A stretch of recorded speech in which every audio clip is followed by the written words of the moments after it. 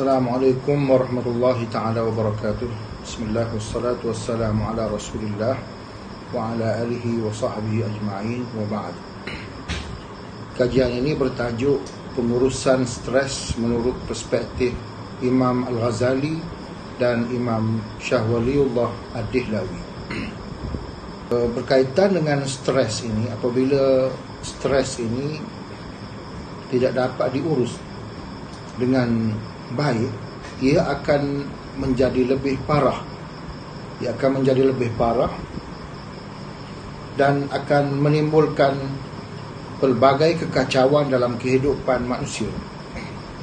Maka Allah Subhanahu wa ta'ala yang Maha Agung menurunkan Islam, mengutuskan Islam kepada para nabi dan mensyariatkan solat sebagai penyelesaian berdasarkan kepada pemikiran Imam Al-Ghazali dan Imam Shah Waliullah Ad-Dihlawi.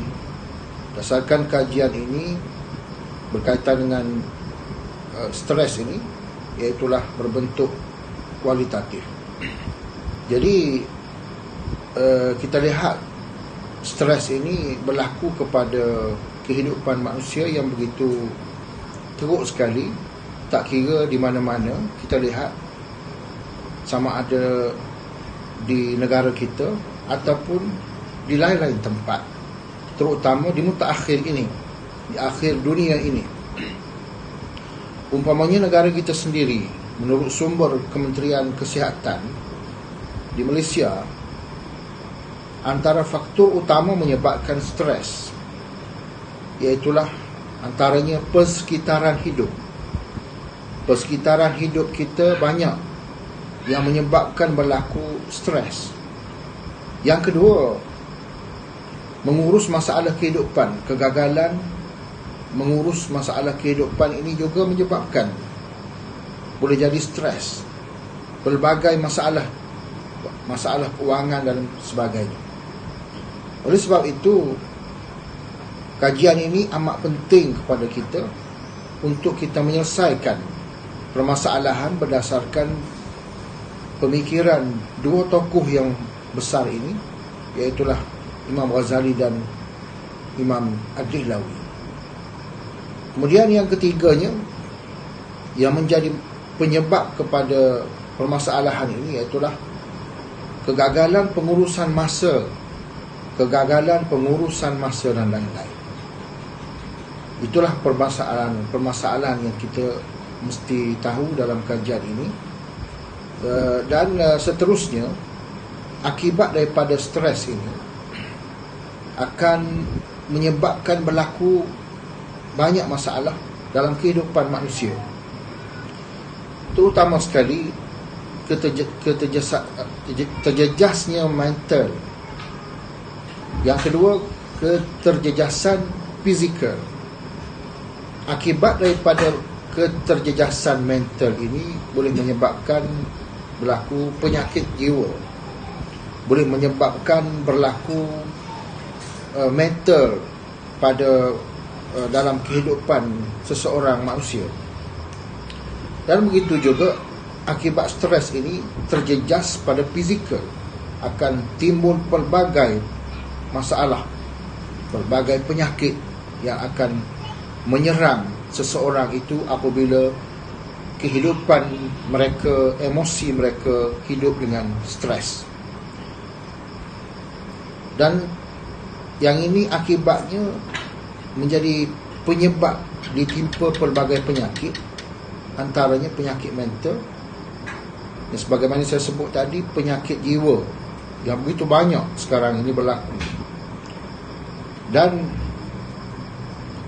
sering lupa, hilang pertimbangan, kurang fokus dan sebagainya. Dan ini merupakan salah satu masalah yang timbul apabila kehidupan manusia bergeluman dengan maksiat kepada Allah Subhanahu wa ta'ala dan tidak bertaqarrub dengan Allah Subhanahu wa ta'ala sebagai pencipta. Yang kedua, fizikal. Ini penyebab kepada ditimpa penyakit fizikal, pertama sekali mental yang utama sekali, tapi dia akan menyebabkan fizikal. Pelbagai penyakit kronik seperti darah tinggi akan timbul, kencing manis, penyakit jantung, akibat daripada stres. Kita melihat aspek-aspek lain, tetapi kita tidak melihat dari aspek-aspek sebagaimana dalam kajian ini. Maka dalam kajian ini akan merungkaikan bagaimana untuk kita mengurus supaya stres ini dapat diselesaikan dengan baik, kerana kita sememangnya manusia mempunyai tabiat yang Allah Ta'ala cipta. Kita hidup dalam keadaan laqad khalaqnal insana fi kabad. Kita hidup dalam banyak kesusahan. Dan Allah menyebut liyabluwakum ayyukum ahsanu amala, untuk menguji kamu siapakah di kalangan kamu yang baik amalannya. Ataupun disebut dalam ayat lain, innal insana khuliqa halu'a, manusia dicipta dalam keadaan halu'a, penyakit halu'a iaitulah penyakit resah, gelisah. Maka berdasarkan kepada dalil nakli daripada ayat Quran ini, maka kita dalam kajian ini kita melihat dan kita mengkaji kepada dua pemikiran besar, iaitulah Imam Ghazali dan Imam Ad-Dihlawi merungkaikan masalah ini. Antaranya pemikiran kedua-dua ini kita lihat hampir sama, merancang, mestilah kita nak selesai ni, kita mesti rancang dan menjayakan penyelesaian penyucian jiwa. Merancang dan menjayakan penyucian jiwa ini adalah melalui apa? Melalui solat yang khusyuk. Kedua-dua tokoh ini memberikan pandangan ataupun penyelesaian dengan solat yang khusyuk. Mesti dipelajari berasaskan ilmu pengetahuan, mesti ada ilmu yang mantap, bukanlah sebagai pak turuk semata-mata. Kemudian seterusnya berusaha menghapuskan hijab. Hijab yang ada benteng, sebagaimana Imam Ad-Dihlawi menyebut benteng at-taba'. At-taba' itu nafsu yang menjadi benteng utama kepada penyucian ataupun jiwa yang baik. Yang kedua, ar-rasm, iaitulah adat resam yang kita mengikut tanpa ilmu, ikut membabi buta. Kemudian yang ketiga, su'ul ma'rifah. Su'ul ma'rifah iaitulah tidak mencukupi ilmu dengan kejahilan dan sebagainya, yang menyebabkan menjadi benteng kepada ketenangan dalam jiwa seseorang manusia, dan lahirlah ataupun berpunca kepada ini akan lahir sifat stres ataupun kita kata stres yang boleh membahayakan kehidupan manusia. Jadi Imam Ad-Dihlawi menyebut satu lagi penyelesaian dia, iaitulah pengukuhan tauhid. Kita mesti kenal pencipta kita, ya, dan kita menjauhi daripada syirik, kerana ini asas dalam kehidupan seorang manusia yang beriman kepada Allah dan berpegang teguh kepada agama. Kalau kita nisbah kepada agama lain, iaitulah mereka berpegang teguh dengan agama yang mereka anuti.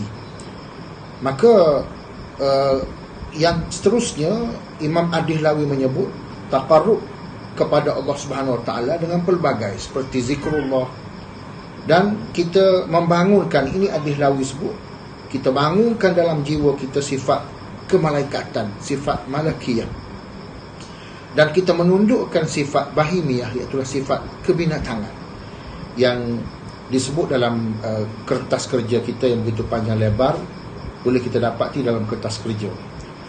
Kemudian kita tanamkan sifat mahmudah. Hasil daripada ini, tanamkan sifat mahmudah dan nyahkan, buang sifat mazmumah. Kemudian kita seterusnya taqarrub, itu kata Imam Ad-Dihlawi diumpamakan seperti ubat yang disebut dalam kitab Hujjatullahul Balighah seperti ma'jun, yang kita apabila kita telan ubat ini akan, insya-Allah, Allah akan memberi kesembuhan kepada penyakit jiwa kita ataupun stres tersebut. Maka kesimpulannya, kedua-dua tokoh bersepakat adalah solat yang Allah Ta'ala fardukan itu adalah sebagai pembasmi utama kepada penyakit stres yang kita kaji ini. InsyaAllah dengan pandangan kedua tokoh ini kita dapat merungkaikan, kita dapat menyelesaikan masalah stres dengan izin Allah Subhanahu Wa Ta'ala. Sekian, wassalamualaikum warahmatullahi taala wabarakatuh.